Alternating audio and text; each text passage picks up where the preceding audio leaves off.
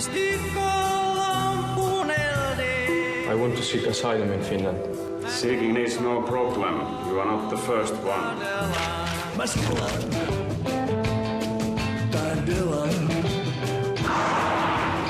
وين صرتوا هلا انتم لساتكم بحلب؟ أنا كمان لازم بلش مثل وأعمل حالي مبسوط. بس مو تتبسم بالشارع بيظنوا أنت مجنون. Miksi halusitte Suomeen?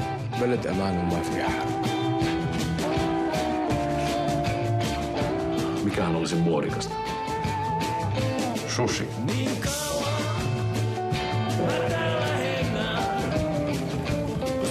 They found my sister. She's in a refugee center in Lithuania.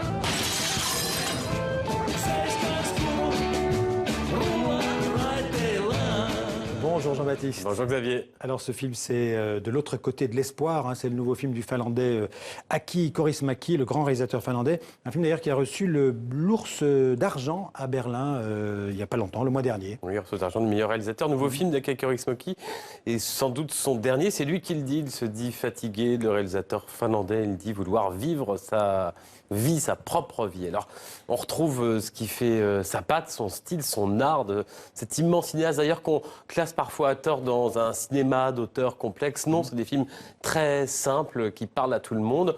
Cette patte-là, c'est du burlesque, c'est un humour absurde. On peut citer des films, Au-delà s'en vont les nuages ou L'homme sans passé, qui avait eu le Grand Prix à Cannes en 2002.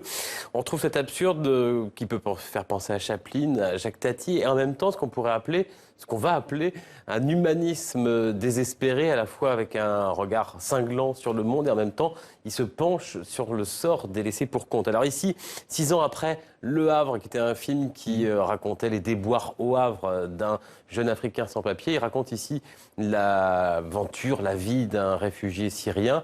Il se retrouve un peu par hasard en Finlande, il va demander l'asile, le pays ne veut pas, rien n'y fait. En revanche, il va rencontrer un étrange restaurateur. Voici leur singulière rencontre. Regardez.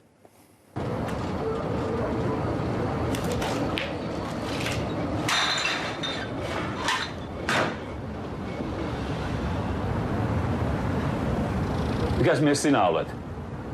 I live here. This is my bedroom. No way. This is my garbage field. Says who? Say I. Do you want to fight? But I'm bigger. So what?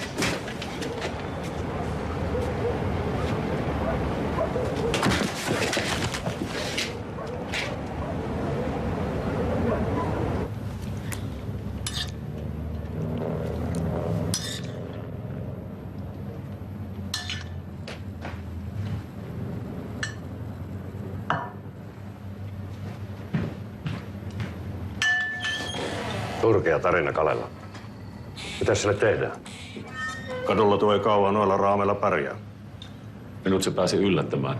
Putosi kuitenkin.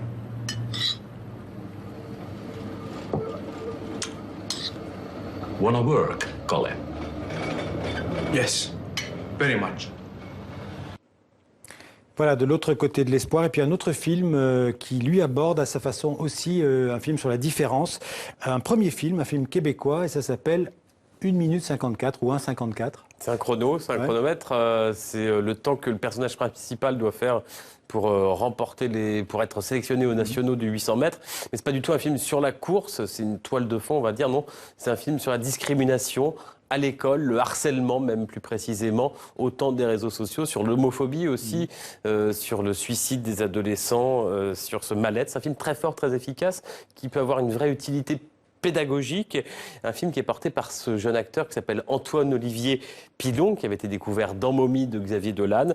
Le réalisateur, lui, c'est Yann England. Il est connu au Québec comme comédien, comme animateur même de télévision. Et son premier long métrage est une vraie réussite. La gang, je présente Tim, notre nouveau coureur. Bienvenue dans le team, boy. Je veux connaître vos objectifs pour la nouvelle année. Jeff? Nationaux 800. Tim? Nationaux 800. Tim, ça, c'est juste pour toi. Tout ce qui se passe dans le film, c'est vrai. C'est vraiment la réalité. Et d'ailleurs, par souci d'authenticité, c'était mon plus grand souci pour le film, c'était d'être hyper authentique. Et donc, on a tourné dans un vrai lycée. pendant l'année scolaire, sur les heures de cours. Il y a 1200 étudiants qui sont là et qui ne connaissaient pas le scénario, mais ils étaient eux-mêmes et je leur demandais de réagir à certaines scènes qui pouvaient se passer. Lâchez-moi! Traite-moi de princesse une autre fois. C'est qui? Je suis pas un stool. Vous comprenez pas comment ça fonctionne dans une école, vous? Je sais plus, moi, comment t'en rejoindre.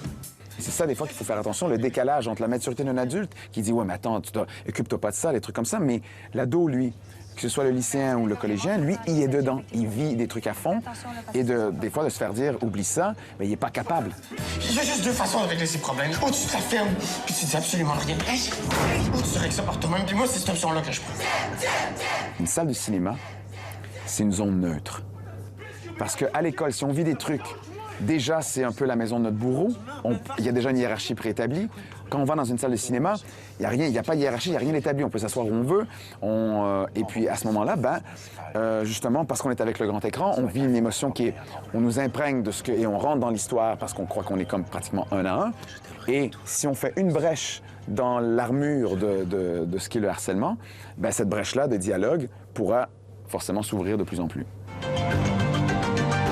T'es à 1,56. Si tu veux faire les nationaux, c'est 1,54. T'as 2 secondes à aller chercher. Puis ces 2 secondes-là, ça va être les plus souffrantes de ta vie.